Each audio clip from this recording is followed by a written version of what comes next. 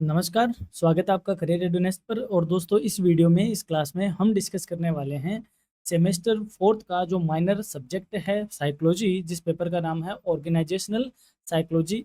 इस organisational psychology के important question को इस क्लास में हम डिस्कस करेंगे और जानेंगे कि कौन से वो क्वेश्चन हैं जो एग्जाम में आपके लिए रहने वाले हैं इम्पोर्टेंट।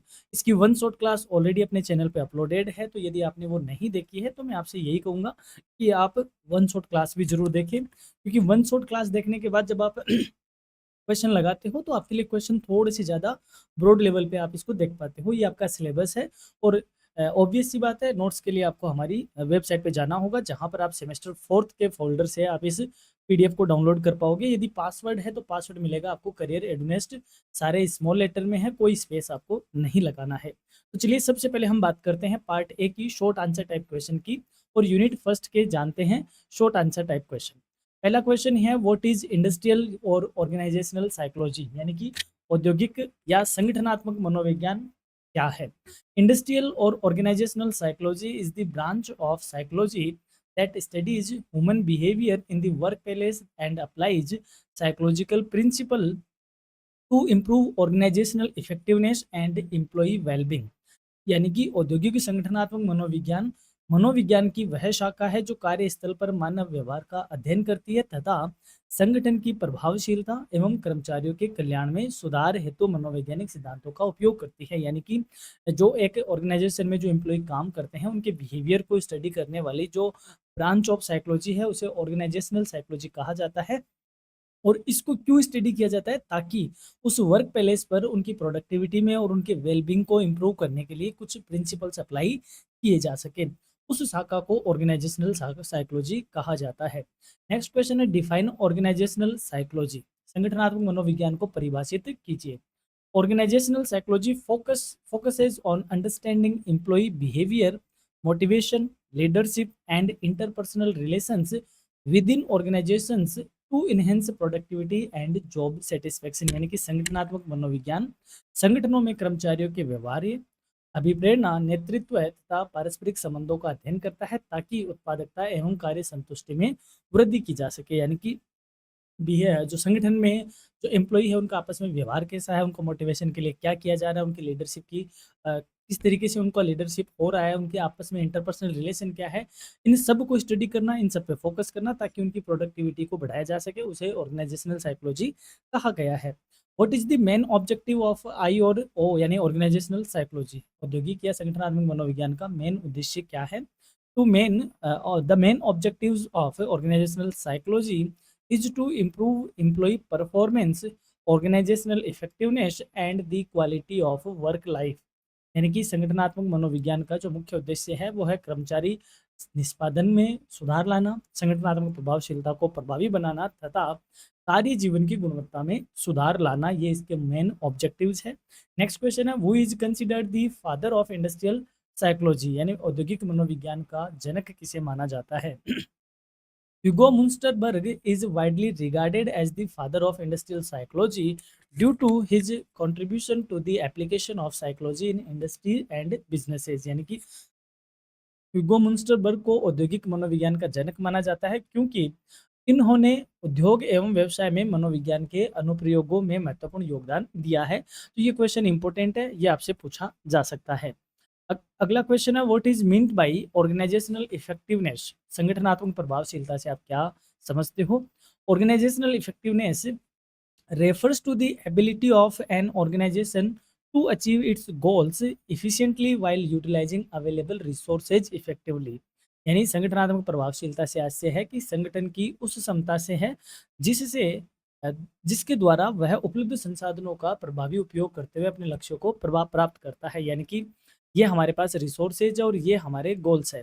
इन रिसोर्सेज का हमारे गोल्स के लिए सही ढंग से इफेक्टिव और इफिशिएंट वे में यूटिलाइज करना ऑर्गेनाइजेशनल इफेक्टिवनेस कहा जाता है। नेक्स्ट क्वेश्चन है, what is meant by employee wellbeing, कर्मचारी कल्याण से आपका क्या आशय है। Employee wellbeing refers to the physical, mental, emotional and social health of employees in the workplace. यानी कि कर्मचारी कल्याण का मतलब हुआ कार्यस्थल पे कर्मचारियों की शारीरिक, मानसिक, भावनात्मक एवं सामाजिक स्वास्थ्य से है, यानी कि जो कर्मचारी काम कर रहे हैं वो शारीरिक तौर पे, मानसिक तौर पे, भावनात्मक और सामाजिक तौर पे क्या रहे, स्वस्थ रहे, उसे एम्प्लॉय वेलबींग कहा जाता है। नेक्स्ट है mention any two contemporary trends in organisational psychology, यानी कि संगठनात्मक मनोविज्ञान की कोई दो समकालीन प्रवृत्तियां लिखिए। Important contemporary trends include remote work, workplace diversity, employee wellness programmes and the use of technology in organisations, यानी कि संगठनात्मक मनोविज्ञान की प्रमुख जो समकालीन परिस्थितियां है या प्रवृत्तियां है उसमें रिमोट कार्य करना, यानी कि दूर से काम करना। जैसे आज यहाँ बैठकर हम अमेरिका का काम कर लेते हैं ऑनलाइन के through.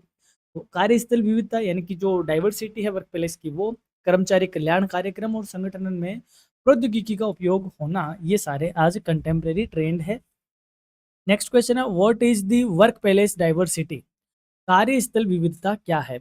Work place diversity refers to the presence of individuals from different backgrounds, cultures, genders, ages and the experiences within an organisation, यानी कि कार्यस्थल विविधता से आज से है कि किसी संगठन में विभिन्न पृष्ठभूमियों या संस्कृतियों के लोगों का आना, यानी कि एक कार्यस्थल पे कई तरीके के लोग काम करते हैं, यानी जिसमें संस्कृतियाँ, अलग-अलग जेंडर के, आयु समूह के तथा अनुभव वाले व्यक्तियों की उपस्थिति होना डाइवर्सिटी कहा जाता है वर्क प्लेस पे। अगला क्वेश्चन है what is a challenge faced by modern organisations, यानी कि आधुनिक संगठनों के समक्ष एक प्रमुख चुनौती क्या है। Managing workplace diversity and adapting to rapid technological changes are major challenges faced by modern organisation, यानी कि आज की अगर हम ऑर्गेनाइजेशंस की बात करें तो इनके सामने जो अ, चुनौतियां हैं वो क्या है, कार्यबल की विविधता का होना, उनका प्रबंधन करना, तीव्र तकनीकी परिवर्तनों के अनुरूप खुद को ढालना और आदि, ये सारी आज आधुनिक संगठन के सामने क्या है, मेन चैलेंजेस है। नेक्स्ट क्वेश्चन है why is the organisational psychology important, संगठनात्मक मनोविज्ञान क्यों जरूरी है, क्यों महत्वपूर्ण है। It helps improve employee satisfaction, productivity, leadership effectiveness and overall organisational performance, यानी कि यदि संगठनात्मक मनोविज्ञान को हम सही ढंग से अप्लाई करते हैं एक ऑर्गेनाइजेशन में, सारी प्रिंसिपल्स और सारी चीज़ें या बिहेवियर को जानने के लिए इसको जब यूज किया जाता है तो इससे कर्मचारी की संतुष्टि लेवल बढ़ता है, उनकी उत्पादकता में सुधार होता है, नेतृत्व की प्रभावशीलता देखी जाती है और संगठन के समग्र निष्पादन में भी सुधार करने में मदद हो सकती है, तो इसलिए ये ज़्यादा जरूरी है। सेकेंड यूनिट में पहुंच गए हैं। यहाँ पे पहला क्वेश्चन है व्हाट इज वर्क मोटिवेशन, यानी कि कार्य अभिप्रेरणा क्या है। Work motivation refers to the internal and external forces that initiate, direct, and sustain an individual's work-related behavior toward achieving organizational goals, यानी कि कार्य अभिप्रेरणा से आशय उन आंतरिक एवं बाह्य शक्तियों से हैं जो व्यक्ति के कार्य संबंधी व्यवहार को प्रारंभ, निर्देशित तथा बनाए रखती है तथा ताकि संगठनात्मक लक्ष्यों की प्राप्ति हो सके, यानी कि कार्य अभिप्रेरणा का मतलब है कि एक कर्मचारी के मोराल को हाई रखना, क्या रखना, उसके मोराल को हाई रखना ताकि वह सही डायरेक्शन में और सही तरीके से काम कर सके और अपने गोल्स, ऑर्गेनाइजेशन के गोल्स को अचीव करने में काम करता रहे। नेक्स्ट क्वेश्चन है वो proposed the hierarchy of needs theory, यानी कि आवश्यकता पदानुक्रम या आवश्यकता क्रमबद्धता जो सिद्धांत है वो किसने दिया। The hierarchy of needs theory was proposed by Abraham H Maslow who explained human motivation through a hierarchy of needs, यानी कि आवश्यकता पदानुक्रम सिद्धांत का प्रतिपादन अब्राहम मास्लो ने दिया था, जिन्होंने मानव प्रेरणा को आवश्यकताओं के पदानुक्रम से समझाया था, यानी कि इन्होंने कहा कि मानव की 5 तरीके की आवश्यकताएँ होती हैं, एक के बाद दूसरी अराइज़ होती है और सबसे ऊपर होती है सेल्फ एक्चुअलाइज़ेशन की, ठीक है? तो ये मास्लो की जो नीड हायरार्की थ्योरी है, इसको हमने वन शॉट में बहुत अच्छे से डिस्कस किया है, तो आप इन थ्योरीज़ को वहाँ से ज़रूर देखिएगा। नेक्स्ट क्वेश्चन है what is the highest level of Maslow's hierarchy of needs, यानी कि मैस्लो की जो आवश्यकता पदानुक्रम का जो सर्वोच्च स्तर है, वो कौन-सा है? The highest level in Maslow hierarchy of needs is self actualization which refers to realizing one's full potential and capabilities।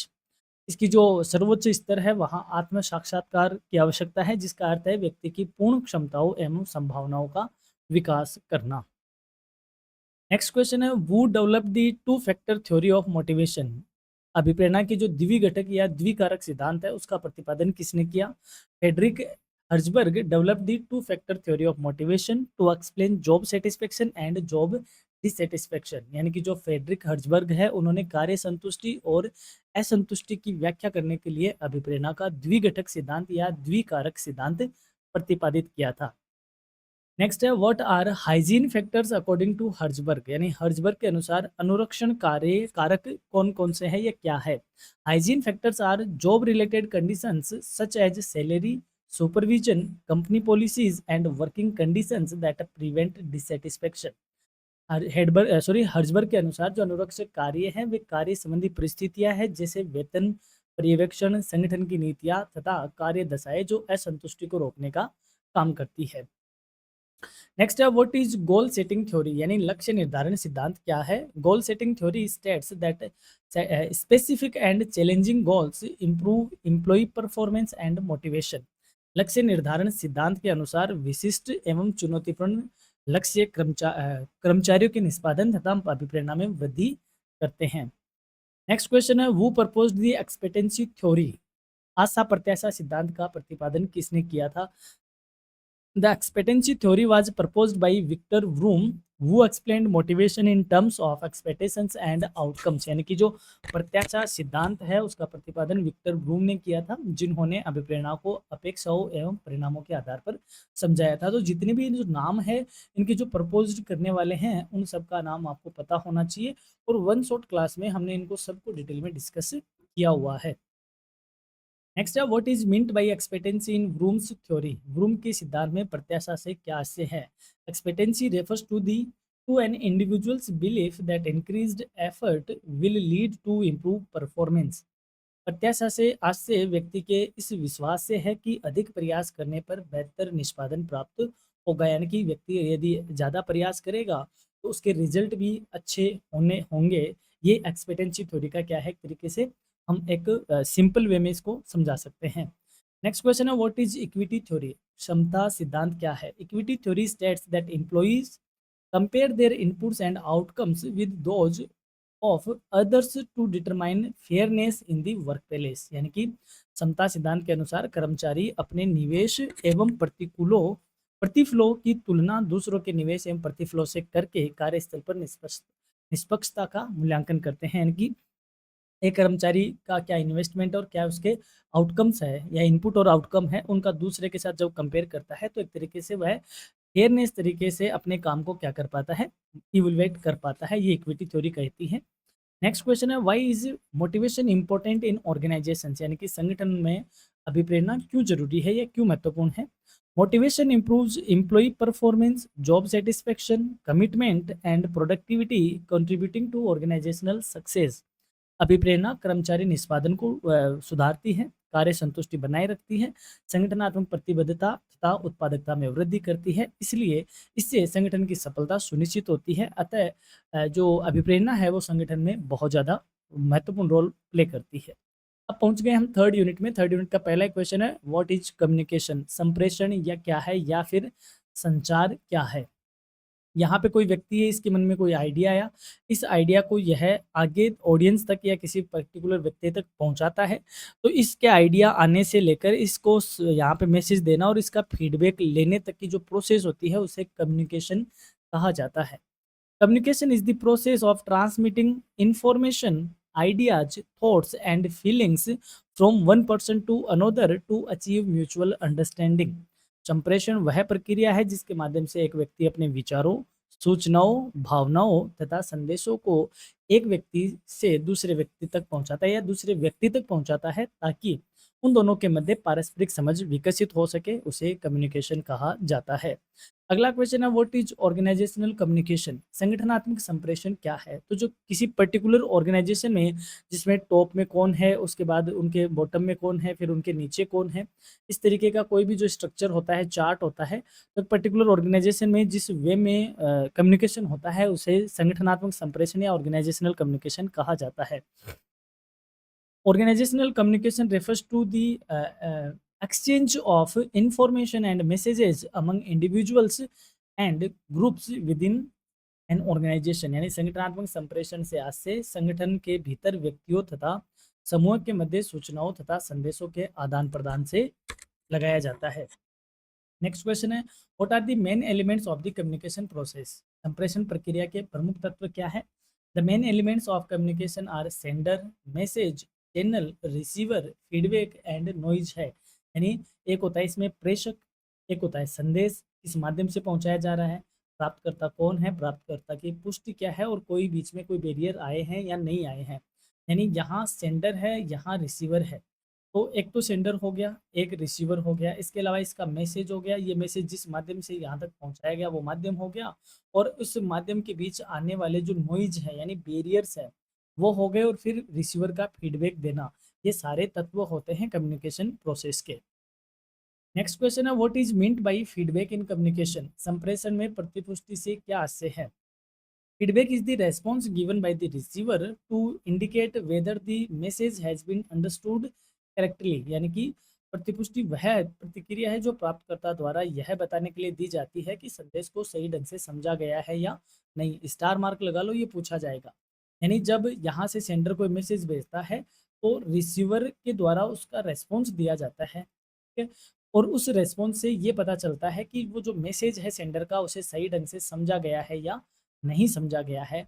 तो सेंडर के मैसेज का रेस्पॉन्स करना क्या कहा जाता है? फीडबैक कहा जाता है।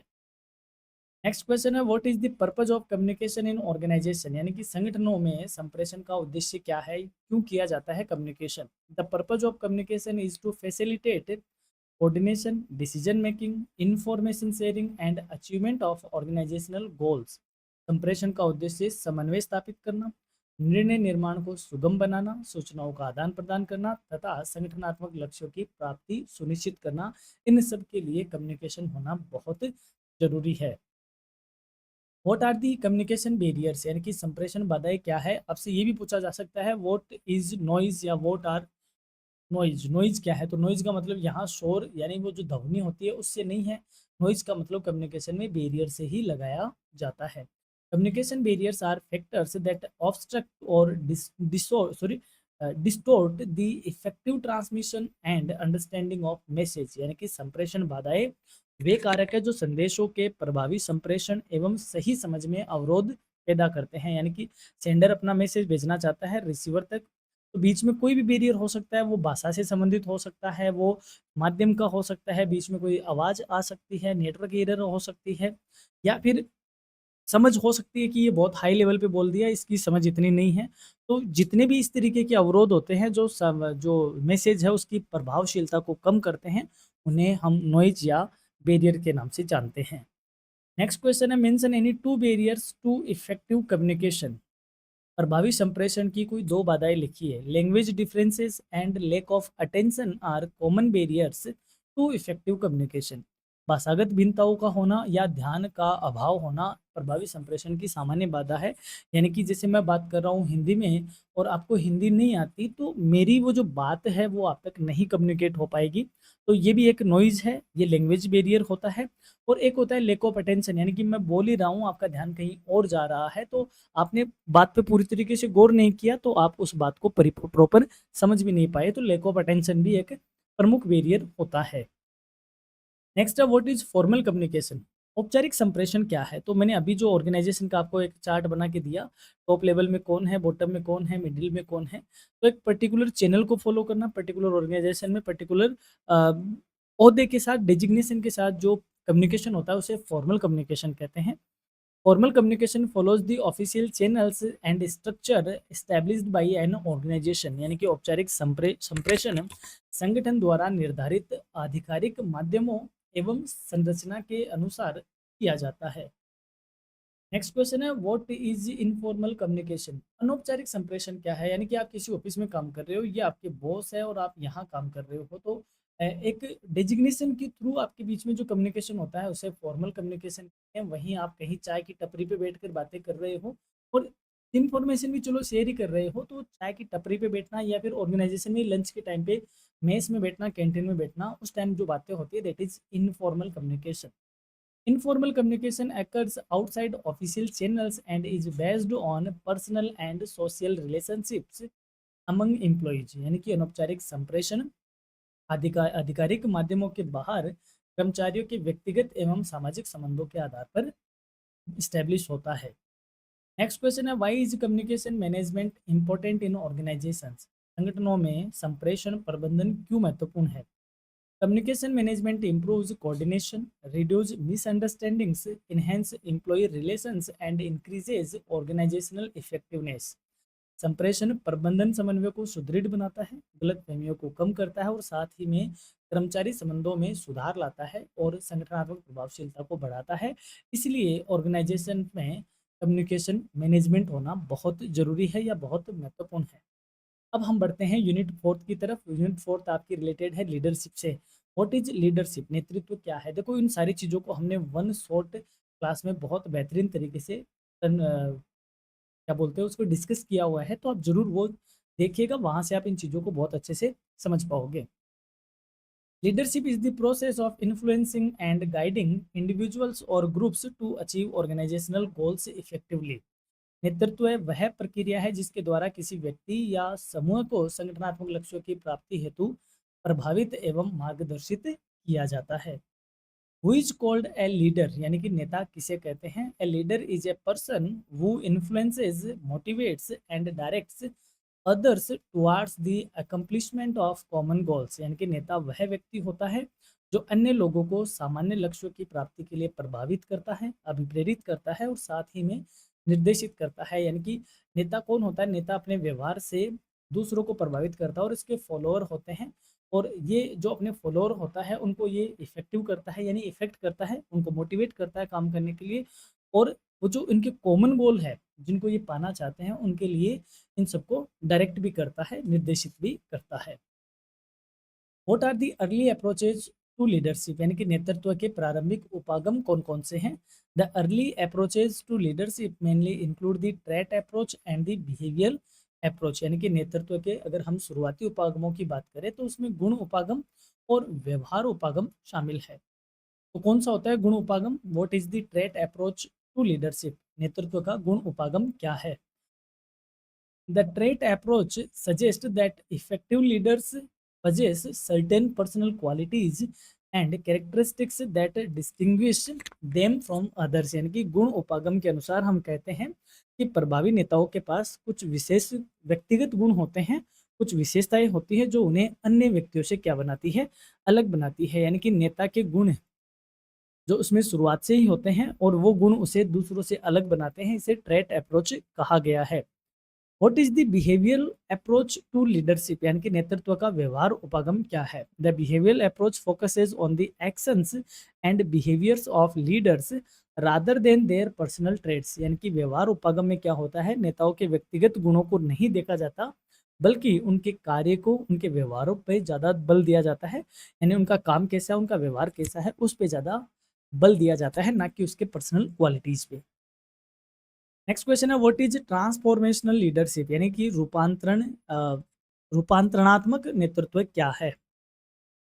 Transformational leadership inspires followers to achieve higher levels of performance by creating a vision, motivation and commitment toward organisational goals. यानी कि रूपांतरणात्मक नेतृत्व अनुयायियों को संगठनात्मक लक्ष्यों के प्रति दृष्टि, प्रेरणा और प्रतिबद्धता प्रदान करके उच्च स्तर का निष्पादन करने के लिए प्रेरित करता है। यानी कि ट्रांसफॉर्मेशन लीडरशिप क्या करती है कि जो फॉलोअर्स होते हैं, जो एम्प्लॉय होते हैं, उनको ऑर्गेनाइजेशन गोल्स के प्रति मोटिवेट रखती है, उनकी परफॉर्मेंस को बहुत हाई रखती है, उनका विजन क्लियर रखती है और उनका कमिटमेंट ऑर्गेनाइजेशनल गोल्स को पाने का इंस्पायर करती रहती है।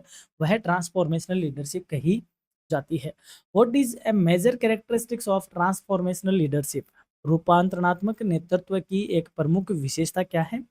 Major characteristics of transformational leadership is inspiring and motivating followers toward positive change. यानी कि इस नेतृत्व की रूपांतरात्मक नेतृत्व की जो प्रमुख विशेषता है उसमें क्या होता है? अनुयायियों को सकारात्मक परिवर्तन लाने के लिए प्रेरित किया जाता है और प्रोत्साहित किया जाता है।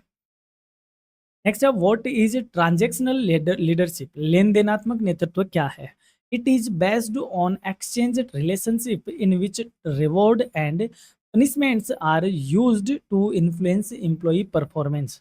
लेन देनात्मक नेतृत्व विनिमय संबंध पर आधारित होता है जिसमें कर्मचारियों के निष्पादन को प्रभावित करने के लिए पुरस्कार एवं दंड का उपयोग किया जाता है। यानी कि लेन देन होता है, अगर आप अच्छा काम करोगे तो आपको अच्छा इंसेंटिव मिल जाएगा या पुरस्कार मिलेगा, और यदि आपका परफॉर्मेंस खराब होगा तो आपको उसकी पनिशमेंट मिलेगी। इसे ट्रांजैक्शनल लीडरशिप कहा जाता है। What is the basis of transactional leadership, यानी कि लेन देनात्मक नेतृत्व का आधार क्या है? The basis of transactional leadership is the exchange of rewards for desired performance and compliance.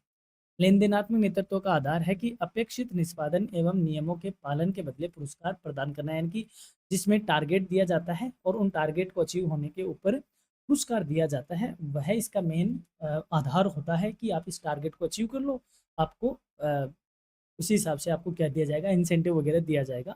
ये ट्रांजेक्शनल लीडरशिप का मेन बेस बनता है। नेक्स्ट है, why is leadership important in organisation, यानी कि संगठनों में नेतृत्व क्यों महत्वपूर्ण है?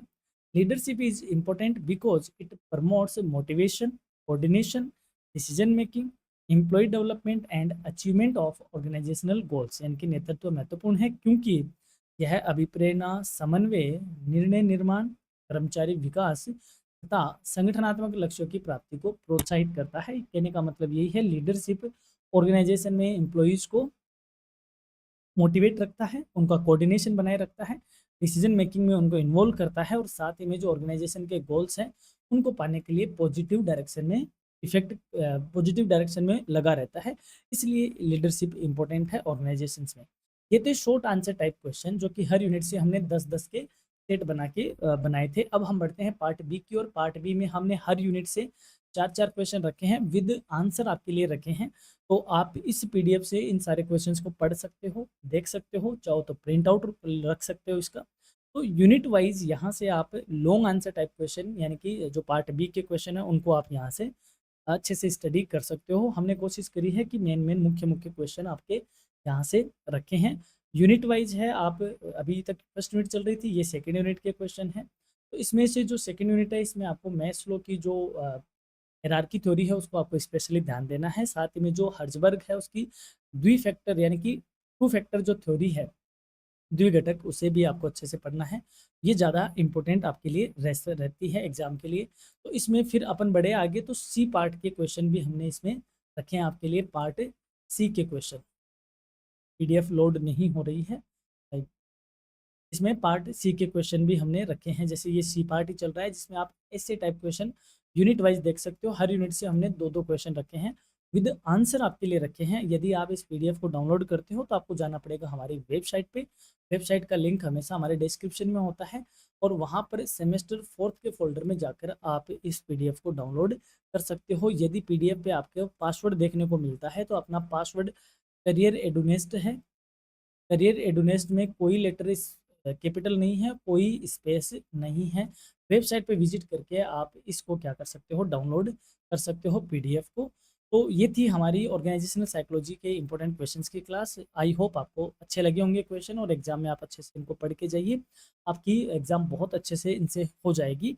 So all the best for your examination. Exam देखकर इधर आके कमेंट भी किया करें कि किस तरीके से हेल्प रही, and stay connected with your career एडमिनिस्ट। Thanks for watching. हमें अलग अलग प्लेटफॉर्म पे आप ज्वाइन कर सकते हो, वेबसाइट आप विजिट करके हमारी डाउनलोड कर सकते हो फाइल, और साथ ही में टेलीग्राम का जो चैनल है उसको ज्वाइन करना मत भूलिएगा। वहाँ पर हम आपको सारे क्लासेस के लिंक प्रोवाइड करवाते हैं। तो चलिए लेते हैं आपसे विदा, और हमारी ओर से आपको एग्जाम के लिए बहुत बहुत शुभकामनाएं। All the best, have a nice day, have a great time, thank you.